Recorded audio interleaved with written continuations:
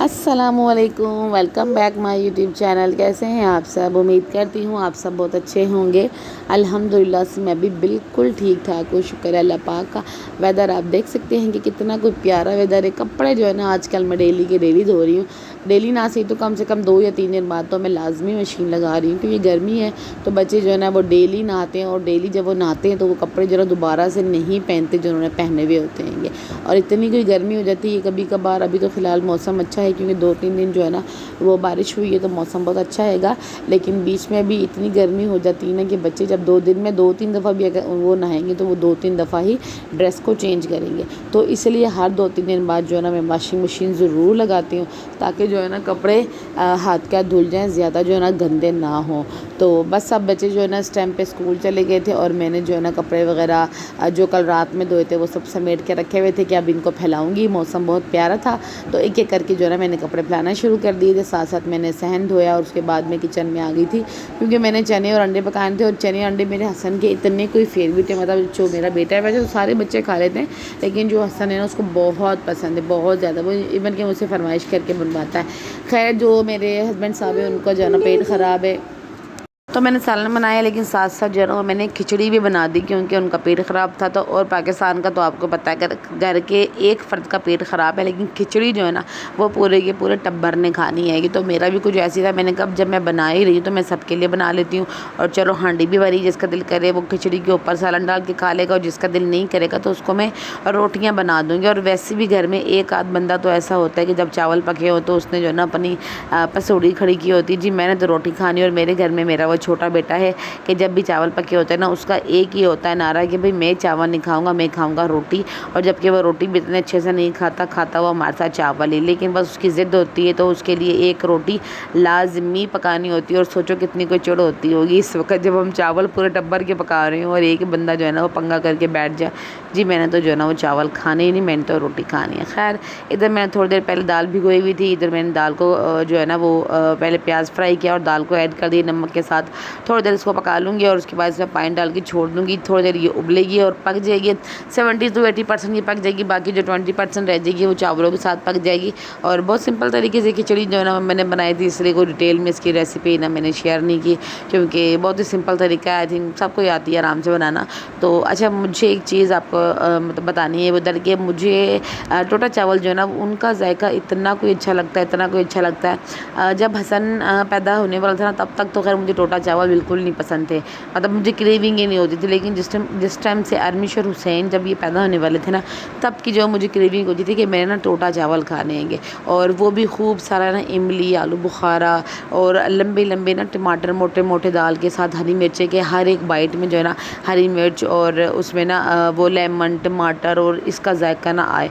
और मुझे इतने कोई पसंद थे, मतलब मैं वो पूरा जो लॉन्ग पीरियड होता है ना, तो मैंने वो जो है ना ये खाए। मतलब मैंने ट्विंस की प्रेगनेंसी में जो है ना ज़्यादातर ये आलू वाले चावल जो है ना वो टोटा चावल में बना के जो है ना मैंने खाए हैं। और मुझे इतने कोई पसंद, इतने कोई जायका लगा ना मुझे कि अब तक जो है ना नॉर्मल अगर मुझे घर में पकाना हो ना दाल चावल या कुछ भी इस तरह से, तो मैं टोटा ही जो है ना पकाती हूँ।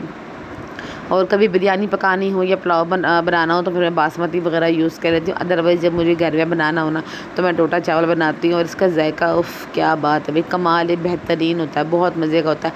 कभी आपने भी ट्राई किया है तो मुझे ज़रूर बताना।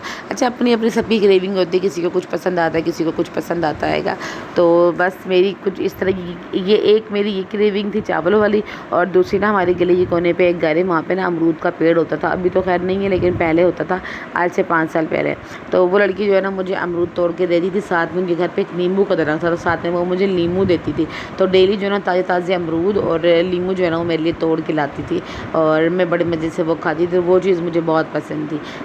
बस इधर जो है ना हमारी खिचड़ी तैयार हो गई है। ये साथ साथ जो मैंने कपड़े धोए थे, अब बच्चों को मैंने कहा भाई अपने अपने जो कपड़े हैं ना वो आप लोग निकाल लो, और अपनी अपनी जो जगह है ना उधर डाल दो। उसके बाद क्या होगा, जब मैं फ्री होंगी ना तो मैं एक एक बच्चे के खाने से कपड़े निकालती रहूँगी और उसको तय करके रखती रहूँगी। और ये मेरा मतलब मेरा तरीका ही यही है इस कपड़ों को समेटने का ना, कि मैं बड़ा थक जाती हूँ, बड़ा मुश्किल हो जाता है मुझे ना इकट्ठे कपड़े तय करके रखना। तो मैं क्या करती हूँ कि बच्चों को कहती हूँ कि अपने अपने कपड़े निकालो और अपने अपने अलमारी का जो खाना है ना वहाँ कपड़े डाल लो।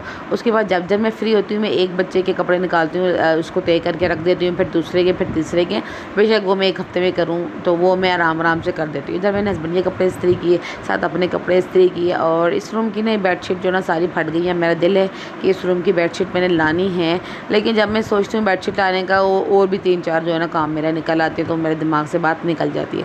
खैर फिर मैं शहर चली गई थी। आजकल के हालात इतने कोई ख़राब है ना, लेकिन फिर भी खैर खाना पीना तो है ना, मरना तो खा पी के क्यों ना मरे।